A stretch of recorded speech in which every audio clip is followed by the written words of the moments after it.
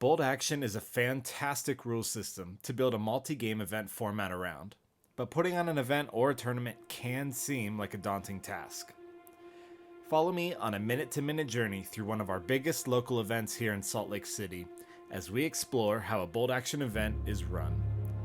This is Gajograd.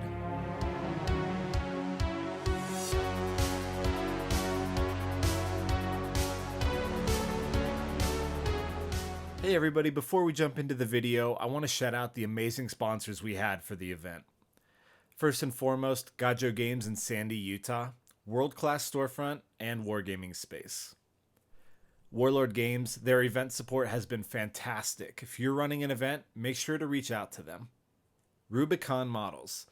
Rubicon has sponsored every event we have put on with their incredible vehicle kits. Father and Son Games. Fantastic MDF terrain and gaming accessories at amazing prices. And finally, Trenchworks, the best resin vehicles kit on the market, manufactured locally here in Salt Lake City. Our day starts early as we arrive at our venue, Gajograd Games, at 8 a.m. We spent some time setting up tables the day previous, but want to put the final touches on our terrain, signage, and our admin table. Players start showing up around 8:30 a.m. to get their armies organized and catch up with fellow wargamers. At 9:15, player briefing begins, where we discuss the day's schedule, re-emphasize important rules like how objectives work, and answer any questions the players may have. Revenge at Gajograd is an Axis versus Allies event where both sides are battling over specific sectors that encompass multiple tables, with captains designating certain tables as special objectives that can confer bonuses to their team if they are victorious on them. Round 1 starts at 9:30. In the first round, the Japanese dueled with the French and its huge Char C-1 tank at the airfield on Peleliu, while the British 8th Army took on a multiple Nebelwerfer German list at Normandy.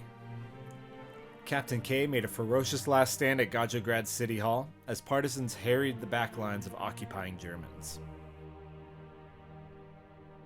Each round was to be 2.5 hours long, and to make sure players knew exactly how much time they had, a game clock was projected on a TV screen at the admin table.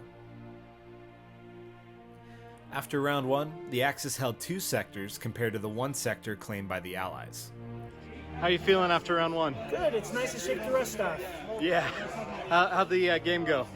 It went really well. It was really fun. This table has a lot of fun little alleys you have to go around, and so we're all maneuvering around this building, and it made for some awesome shots. You know, Panzerfaust sneaking around the corner and shooting stuff. So it was really fun.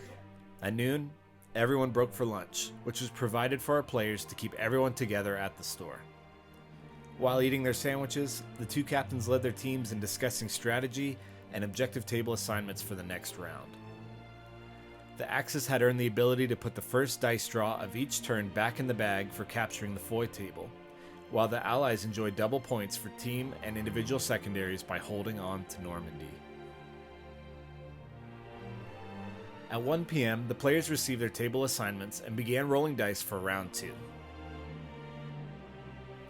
On the Utah National Parks board, a German Schwimmwagen platoon took on British armor, while Italians and French clashed on the open fields of Kursk. An American recon platoon was caught off guard as it was attacked by German soldiers in American gear in the Foy sector. The event had 2 possible scenarios for each round, which was rolled off before the game started. This kept players on their toes and made them gamble with army lists and table assignments. At the conclusion of round 2, the Allies had tied up the score 3 sectors to 3. They also grabbed Foy and Salerno as objective tables, giving them the fire and maneuver rule for the 3rd round. The Axis had their turn at claiming the Normandy table for some double points on secondaries. By 3:45 p.m., the 3rd round was underway. The Finns went head-to-head with large numbers of British infantry as the heavy cannon of the French pounded away at the Deutsches Afrika Korps. On the National Parks table, the Italian Bersaglieri ran headlong into a Soviet tractor factory list. The simplest scenarios were saved for last, as most everyone was tired after a long day of rolling dice. Meeting engagement is a classic way to end an event where armies are just looking to destroy one another, rather than trying to focus on any objectives. By 6 p.m., all the games were finished, players submitted their final scores, and the results could be determined. Drake, how do you feel your Allied team has performed today? Can I plead the fifth? I think we've all had a good time, and I'm really I'm happy that everybody is here and having fun. I mean, that's ultimately the objective of coming here and playing. So if the players that I lead have fun, that's what matters.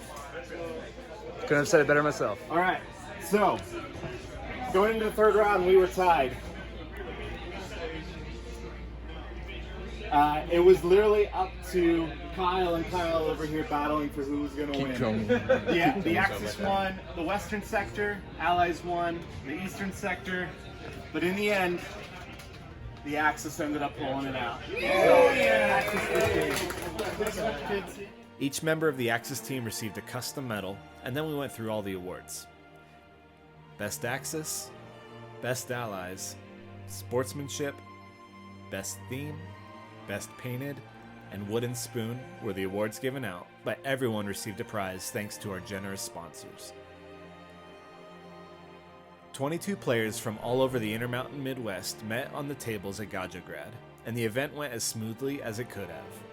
The keys to success with running bolt action events is making your event pack clear and intentional, sticking to a schedule, and fostering a great atmosphere for your players. Don't be scared to get out there and put one on yourself. If you have questions about running or participating in a bolt action event, feel free to leave a comment below or message me on Instagram. Until next time.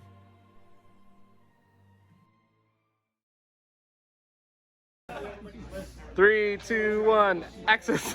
That's so lame, sorry.